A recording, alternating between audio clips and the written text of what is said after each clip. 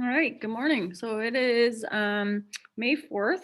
It is Tuesday, the second day of the third week. So again, the grade 9s and 10s do have the same work for the day, and then it's going to switch up tomorrow, I believe. So every day this week, most of you will have a quiz. So start off with the integer and bed mask quiz that is in your work package. My screen is freezing up a bit here. Good. Okay. So here's your quiz. There are questions on integers, question on order of operation. There's also additional practice questions for integers. I want you guys to know it like the back of your hand. So practice makes perfect. So I would like you to complete this. And then we've got lesson on polynomials. So we will learn what variables are and what is meant by like terms. So we have terminology in front of us here. So we have a variable. So the variable is a letter that represents an unknown value. So when we were doing Pythagorean theorem, if you didn't know what the number was for one of the sides, you would put A, B, or C. So the letter is there because we don't know what the number is. A coefficient is the number that is directly in front of the variable. So if we have 2x, our 2 is going to be our coefficient. So it's the number that's in front of our unknown letter. I'm just trying to get my drawing here. So our coefficient in this case is our 2 and our -3. So it's the number that's in front of that variable.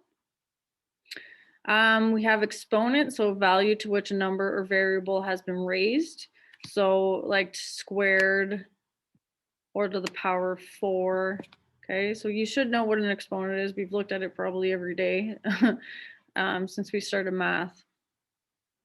We have a term, so a number or variable or the combination of a number and one or more variables. So these are the numbers and letters that are separated by plus sign or negative or whatnot, or minus, sorry. So you would have something like X or XY or 4A.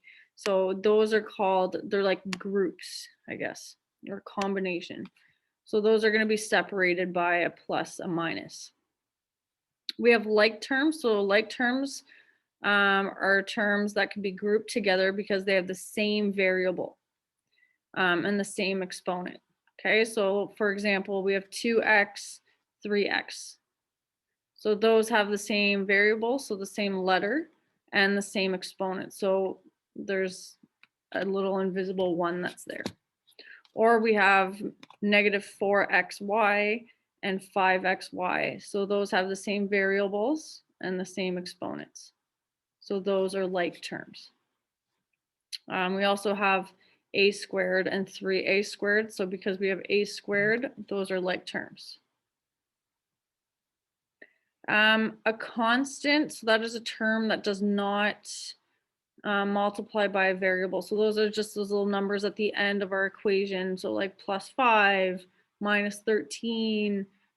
So they don't have a letter attached to them.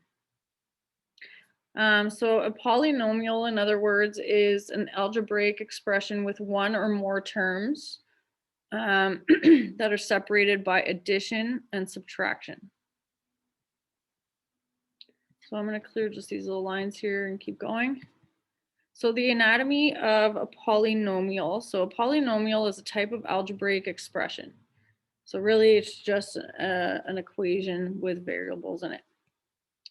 Variables go in alphabetical order. So you're always going to put X before your Y and your Z. Exponents on the variable go from greatest to least. So you would have exponent 3, exponent 2, exponent 1 from greatest to least. And the constant usually goes last. So that little number that doesn't have a letter goes last. Okay, so we have our example here. So you see all of our variables are in alphabetical order. The numbers are in order with the letters. And then our little number is alone at the end. So there are different types of polynomials. So remember, polynomial is a mathematical equation made up of terms that are joined by addition and subtraction. Okay, so a monomial, so anything that has mono means it's one. So you have one term in there. And that's not just going to be a number like 7. That's not a polynomial. That's not a monomial. It has to have a variable. It has to have that letter. So an example would be like 2a, okay, because it has a number and it has a variable, okay? Or it could be like 3x squared.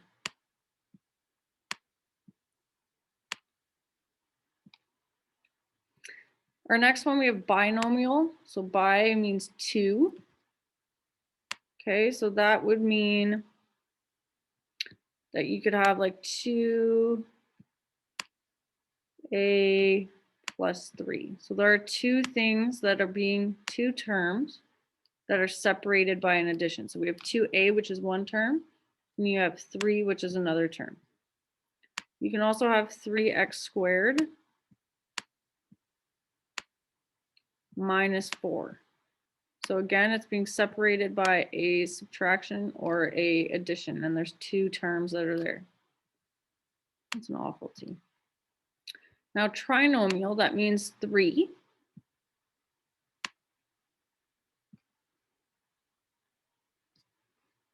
Okay, so that means that there's going to be 3 terms that are being separated by 2 plus additions or subtractions. So we would have something like 2a, I'm just adding on as I go, so 2a plus 3 minus 2x. Okay, so you can see that there are 3 terms and they're divided by additions and subtraction. Another example could be 3x squared minus 4. Oh, wow, that was a good 4, yep. Minus 4 plus 5y, for example. Okay, and then polynomial means anything that is above 3, so there's more than 3.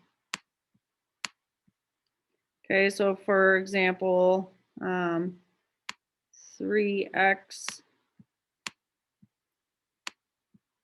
plus 2y plus 4a plus 2. So there are 4 terms in there. So I'm going to clear this and I'll keep going on.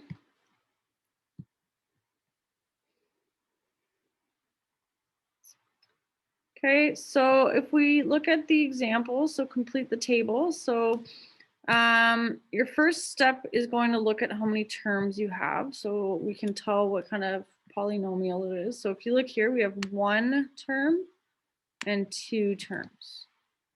So that means that this is a binomial.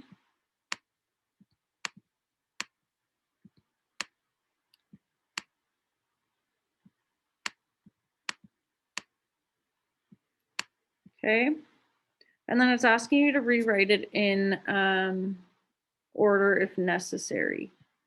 So you have to put your x first, and the sign that's in front of the number always has to stay with the letter or the number. So you would put negative 7x plus 3y. Okay. If we look at the next one, so how many terms? There's 1, which means it's a monomial.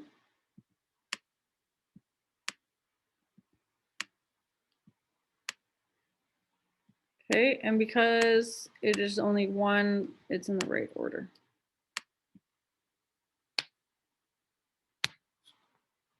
Okay, if we look at the next one, so we have 1 term, 2, 3, and 4. So that means that this is a polynomial.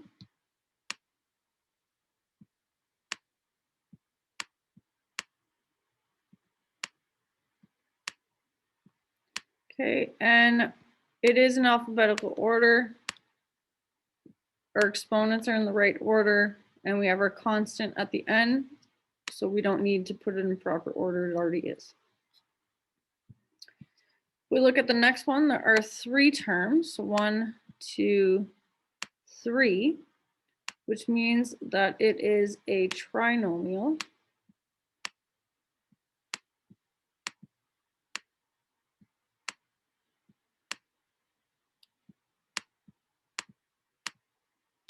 Okay, and it isn't in the right order, it's actually very backwards. So we have to start with our highest exponent. So the thing with the highest exponent is our negative m squared. And then it goes plus 4m plus 7. So again, keep in mind that the sign that's in front of the number or the variable is the one that follows it. And then for this one, we've got 1, 2, 3, 4, 5. So that is definitely a polynomial.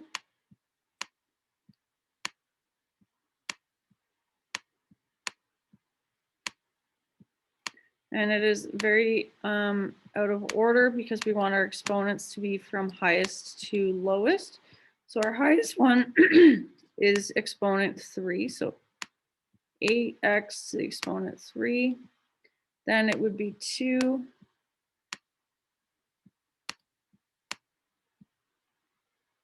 That's supposed to be an x. That's awful. And then our 1, so 4x. Oh no, I forgot. So we have to start with the x to the power of 4. So that should be our first one. You didn't see them there. And then minus 2. So I'm going to erase this real quick. So match up the like terms by either underlining with different color or drawing shapes around it. So again, you have to look at the variables and the exponents for your like terms. So we are going to use, we'll start with blue. So anything with a y to the power of 1. So we're looking, and there's nothing. So then we're going to use red. So x to the power of 3. And there's nothing. We're going to use yellow. So 8 is just a number. There are no other ones like this.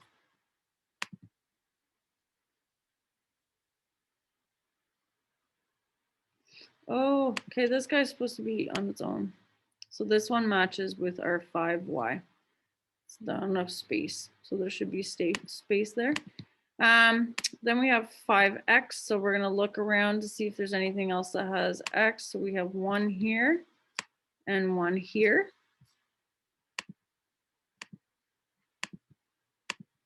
Okay, then we have x to the power of 3 times y.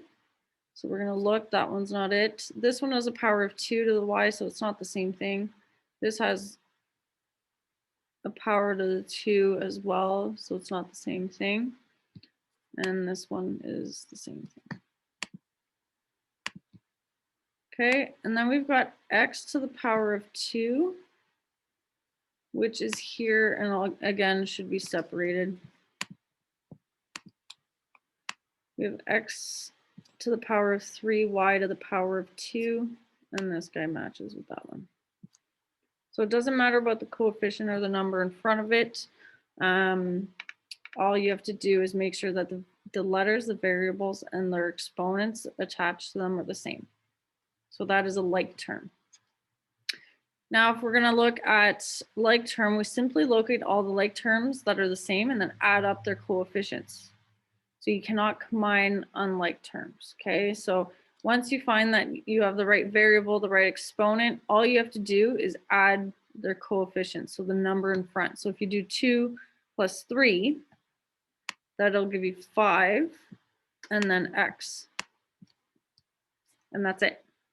Okay, so our letter doesn't change at all. You don't add a 2, you don't add a 3 exponent. That is it. Okay, so I'm going to clear this. We're going to look at example 2.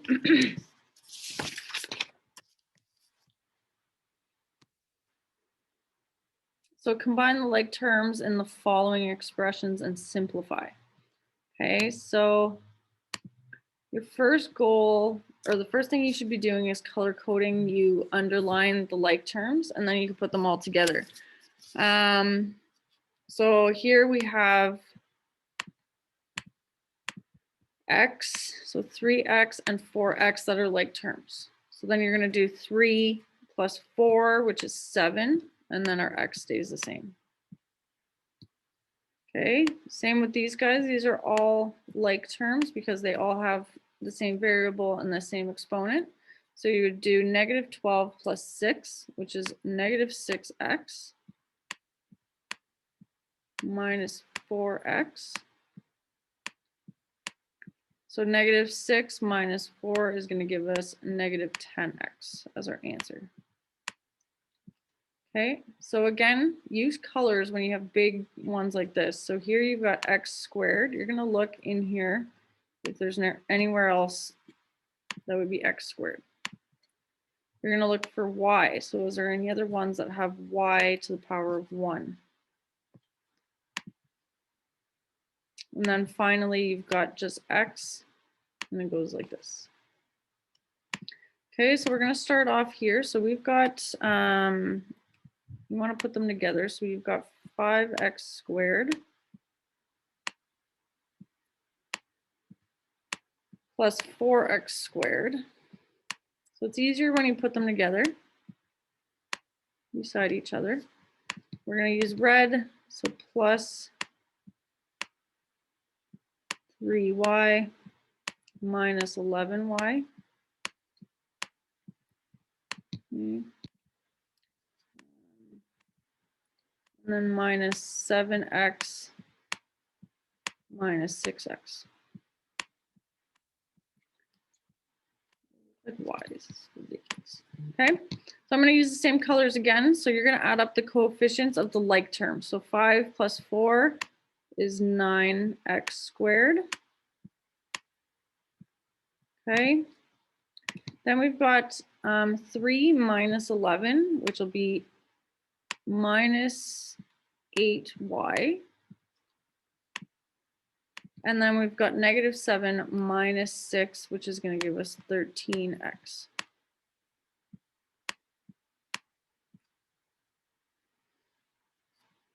Okay. And you're going to do the exact same thing for the next ones. So x squared, you look down your list if there's any other x squareds, and you're good. I'm going to write it down. So we've got 5x squared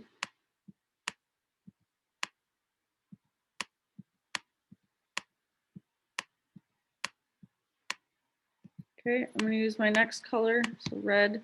We've got x, x, and x. So minus 6x plus 3x plus 8x.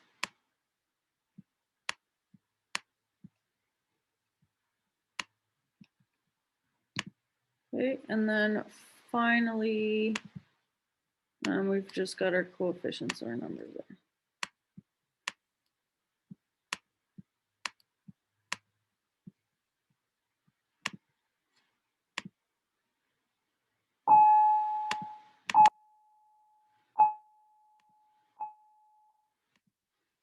Okay, and then our next task is to add them all together. So we've got 5 plus 7, which is going to be 12x squared.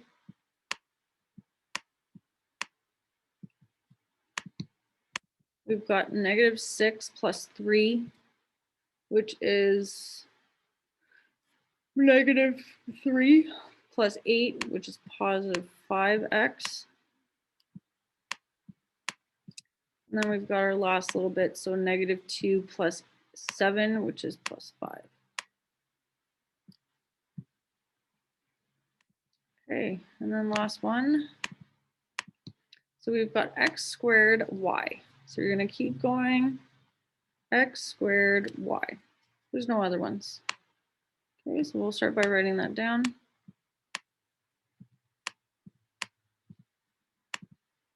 Now we've got x squared, y squared. There's another one right here. Minus 6 x squared y squared minus 5 x squared y squared.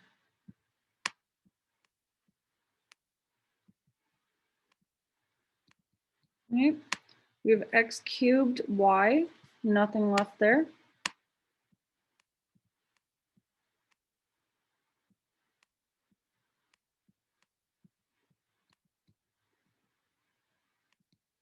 We've got xy, xy.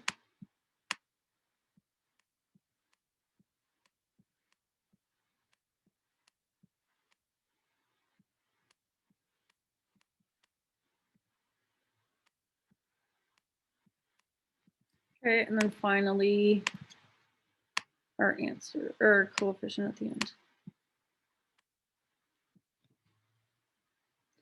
Okay, so now our task is to put them all together. So with this one, there was nothing that went with it, so it's on its own over here. Stays the same. Our x squared y squared has minus 6 minus 5, so negative 11.